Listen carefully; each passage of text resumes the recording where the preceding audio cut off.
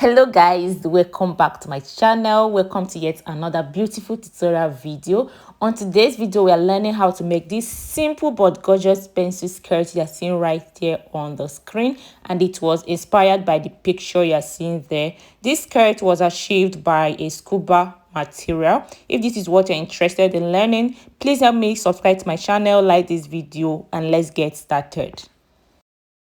So here I have these pieces of fabric I've already cut out. This is for the front and the back, and two of them are on fold. I cut it out on fold using my hip measurements, then adding some extra inches. Like I said, this is a scuba material. You can achieve this using doshes, crepe, or Ankara. So here I have this long fabric. It's about 3 yards. I'll be using it for the hem side. So it's very long like this, and on the length side is about 5 inches. So now we'll go ahead and start the measurement.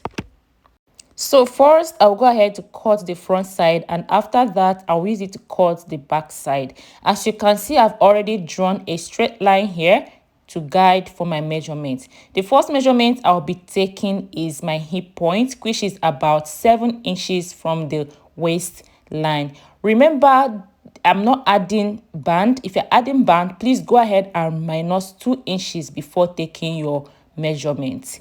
So the next is the length of the skirt. Okay, so now I'll go ahead and mark the length of the skirt. Remember to minus the length of the hem, length of the ruffle from the full length of the skirt. Okay, so I minus 5 inches from the full length of the skirt, which is the ruffle. So now I'll go ahead and draw the line. So the next measurement I'll be taking is my round waist measurement divided by 4. Just like I'm doing, so I'll go ahead and mark it. Then after that, I'll be adding 1 inch for that. That's if you are adding that on your own. And after that, 1 inch for sewing allowance.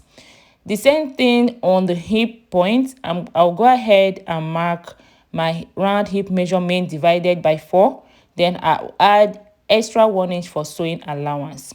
So whatever you marked on that hip point, you're going to minus 1 inch from there. Like my round hip measurement is 9.5, so I'll minus 1 inch, that's 8.5. I'll go ahead and mark it on the hem side. Then I'll add 1 inch for sewing allowance. Hope you got that. So after that, I'll go ahead and connect the hip point just like I'm doing so, and then I'll then take the line down to the hem line. So the next here, because our hip is not that straight, I'll come down by ½ inch from here. Okay, from this waistline, come down by ½ inch, then connect it to the hip point, and that will be all for the measurement. Then we'll go ahead and do the cutting.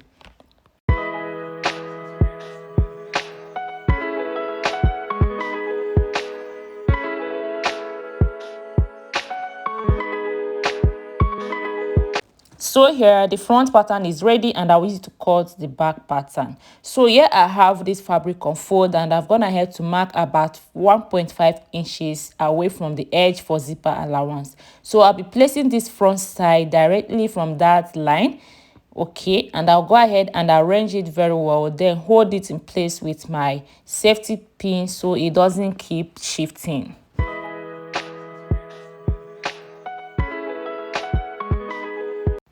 So here the first thing I'll do is to replace that ½ inch that we marked on the waistline. So here I'll be coming up by ½ inch. Remember, for the front pattern I came down by ½ inch, right? So I'll be replacing that ½ inch here, and I'll connect the line to the waistline just like I'm doing so right now. So after that, to work on the zipper side, this is to allow our buttocks to sit properly. So now what I'll do, I'll be extending this hip point line here. I will extend it outside. Then on this hem side, I'll come in by ½ inch. Then I'll slant it to that hip point.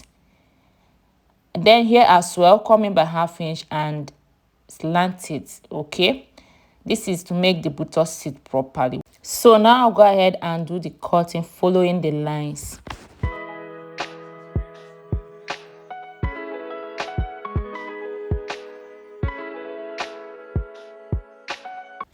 Here we have our front and the back pattern ready. So the next thing I'll do is to input the dart.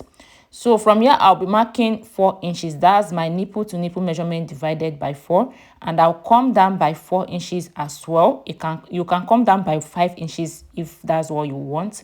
So from here I'll come out by half an inch, and here half an inch. So I'll go ahead and join the lines together just like I'm doing so. And to achieve that on the other side, I'll go ahead and mark out the line as well on the other side, and then I'll open it up just like this. And here as well, I'll come down by 4 inches and do the same thing I did on the other side. Yeah, this is the front side, so I'll go ahead and hold it this way to hold it that. So I'll continue the same step on the back side. From this zipper allowance line, come in by 4 inches, then come down by 4 inches as well, connect the line, and then do the same thing to the other side. And that's all for the dart. So after sewing the dart, this is what I have. This is the front pattern, and I've done the same thing to the back side as well. You can see the dart there. So now the next thing I'll do is to go ahead and measure out the length of my zip from the upper side. Okay, so here you measure the length of your zip.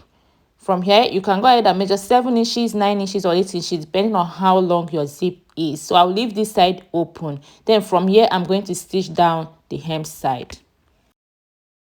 When I'm done stitching it, this is what I have. You can see the opening for the zipper, and here we'll keep it aside and work on the ruffle. So here I have this long piece of fabric. Like I said, it's about 3 yards for the ruffle. So now I'll measure this hem side to know what I have here. I have about 20 inches. So that means I'm pleating on this bias. The long will be 20 inches for 2. That means for front and the back. So since I'm unable to run a loose stitch on this fabric, I'll be using this bias to pleat on it. So I'll go ahead and cut out the measurement for the pleating. So I'll be doing that into 2 places for the front and the back.